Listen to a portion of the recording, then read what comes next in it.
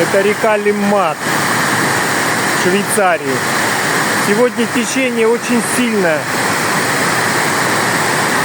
Началось таяние ледников в Альпах. Ну и плюс дожди. Уровень воды очень сильно поднялся в озерах.